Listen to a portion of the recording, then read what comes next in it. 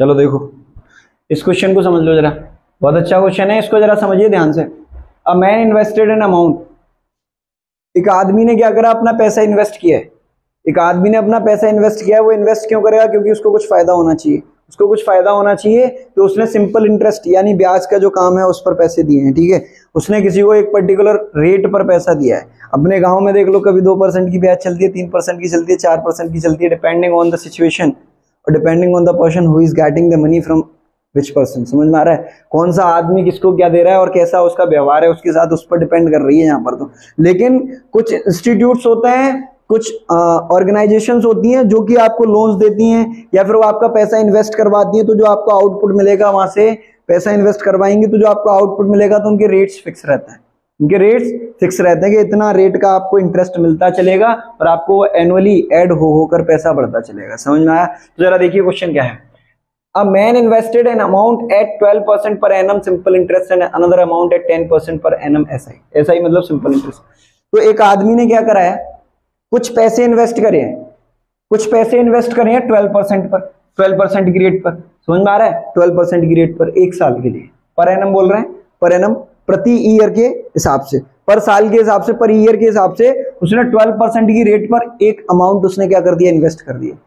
ऐसे ही उसने एक अमाउंट और इन्वेस्ट करा है, उस अमाउंट पर उसने कितनी रेट है, 10% की रेट पर करा है। क्लियर हो रहा है भाई? उसने 10% की रेट पर करा है, क्लियर हुआ? और यहाँ पर 12%, दो अमाउंट उसने इन्वेस्ट करे, एक 12% की रेट पर और एक 10% की रेट पर। क्लियर हुआ?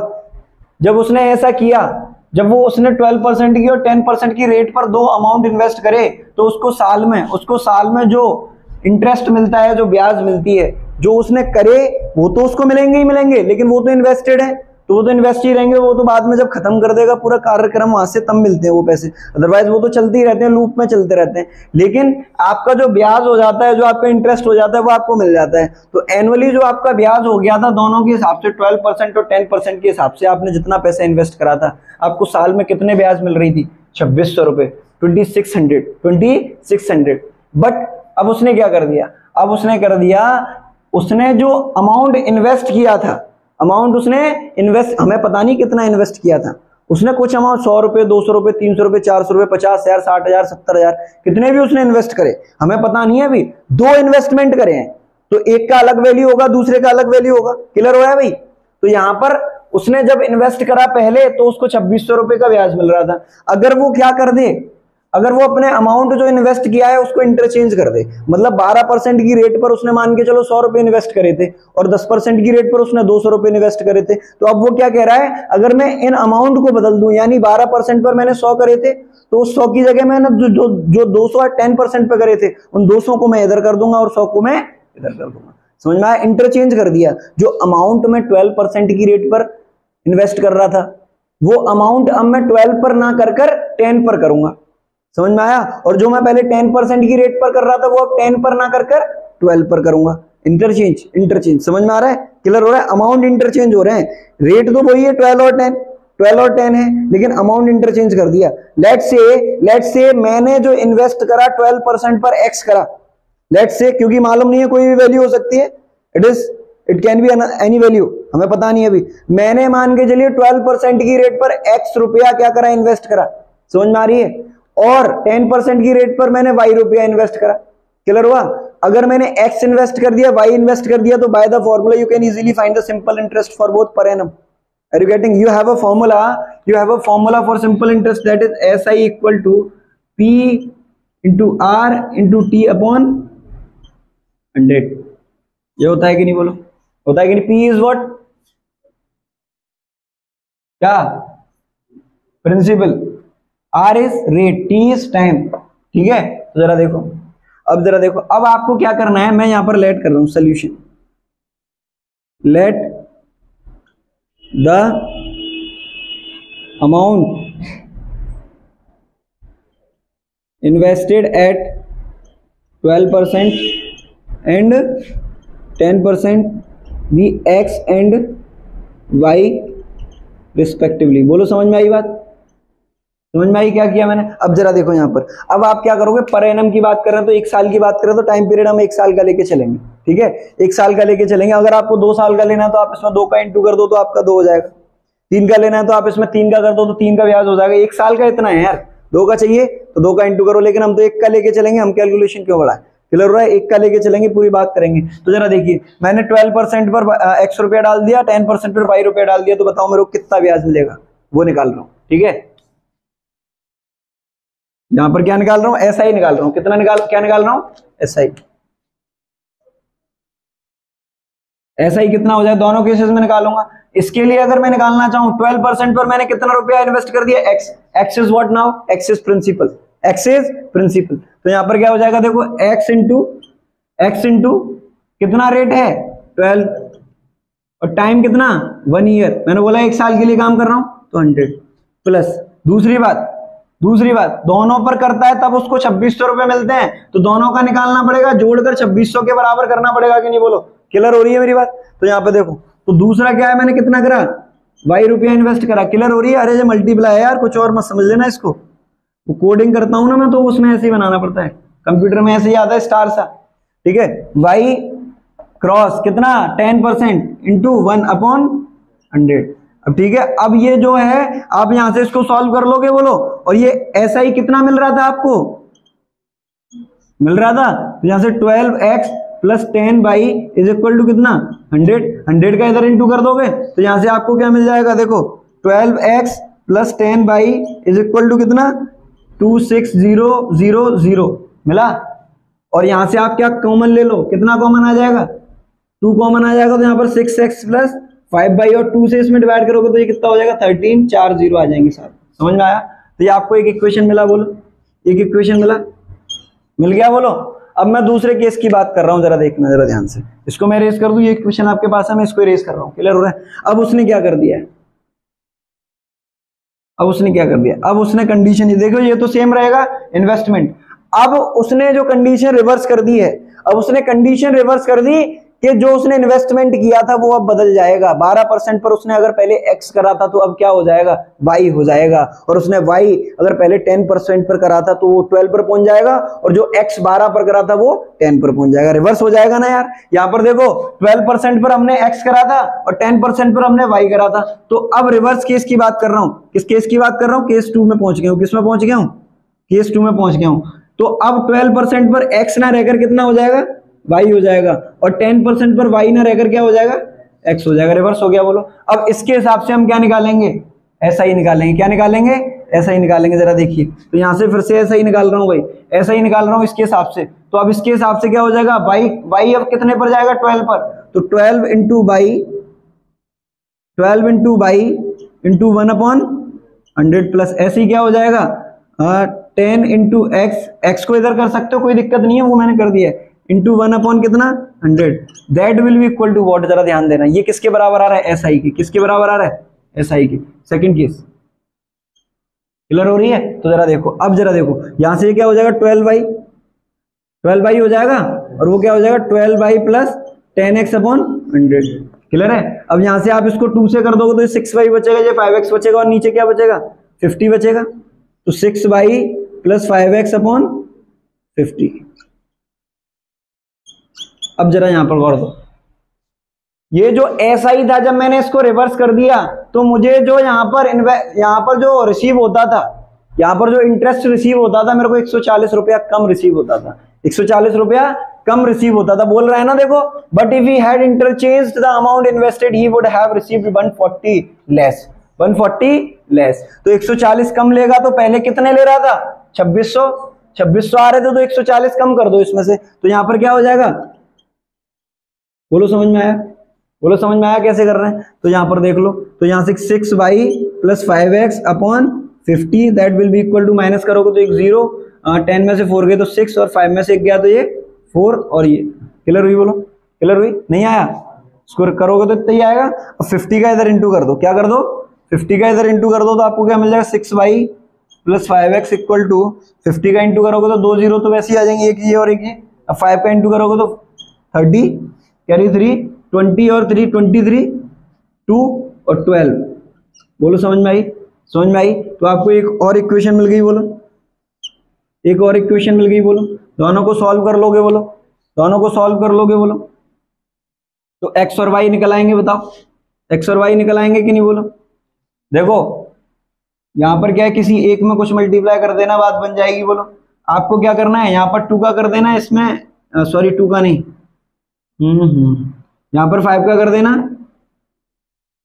और यहाँ पर 6 का कर देना। क्लियर है? यहाँ पर 5 का करोगे तो 30y हो जाएगा, यहाँ पर 6 का करोगे 30y हो जाएगा।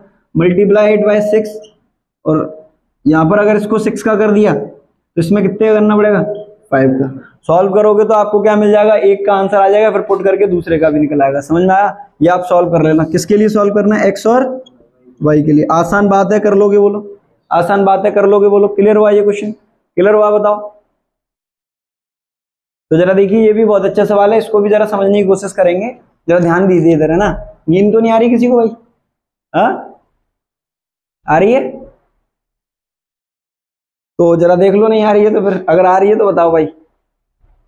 तो देखो, each one of A and B has some money. A और बी के पास कुछ पैसा है, ठीक है। अरे मेरे पास कछु पैसा है, तेरे पास कछु पैसा है। गाने नहीं सुना?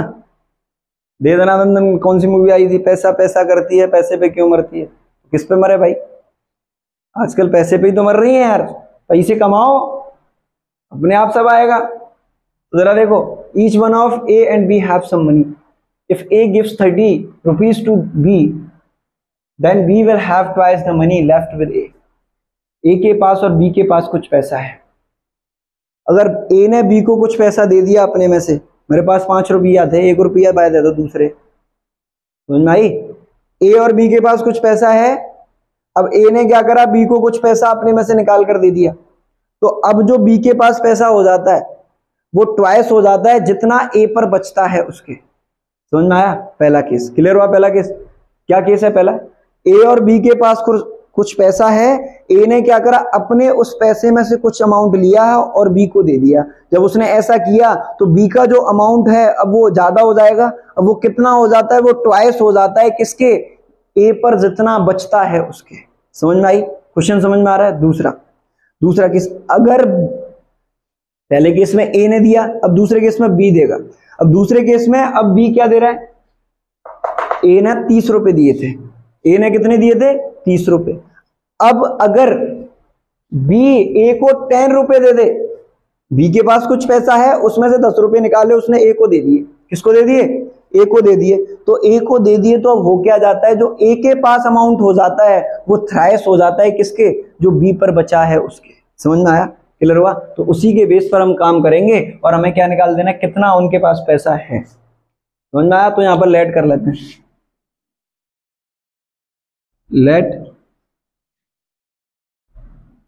A and B have a certain amount B, X and Y respectively।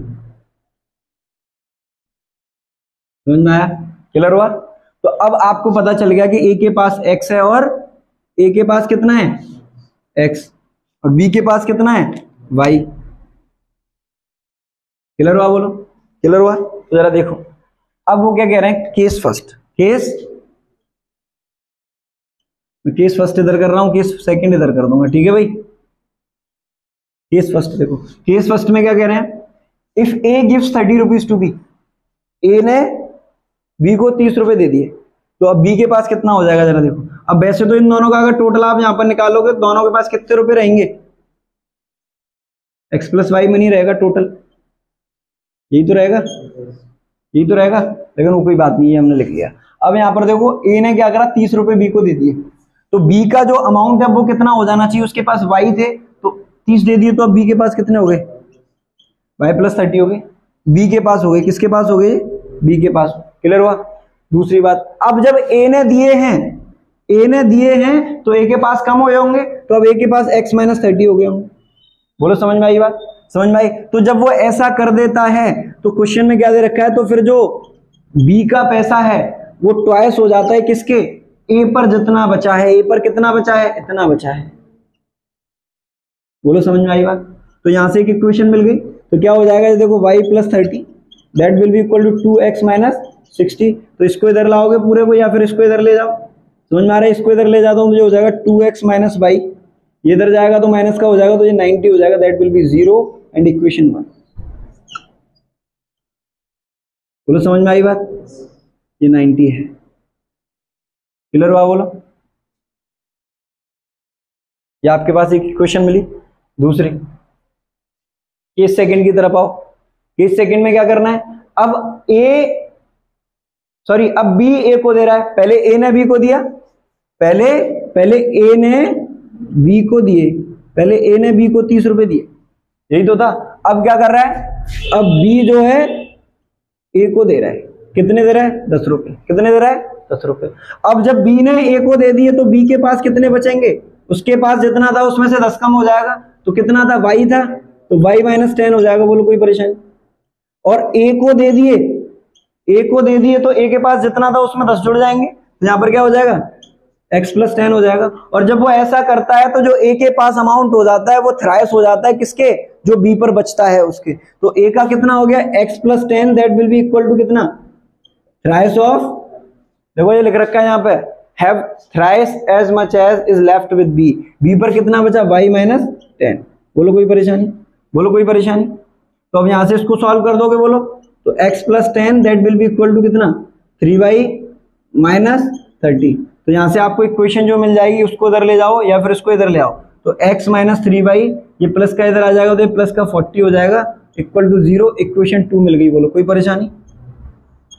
बोलो कोई दिक्कत? देखो एक इक्वेशन ये रही, एक इक्वेशन ये रही, दोनों को सॉल्व कर लोगे। बोलो दोनों को सॉल्व कर लोगे, इसमें 3 का इंटू कर देना, फिर सब्ट्रैक्ट कर देना, y कैंसिल हो जाएगा, x की वैल्यू निकल के आ जाएगी। बोलो कोई परेशानी? फिर उसको पुट कर देना, y का वैल्यू आ जाएगा। That is very simple.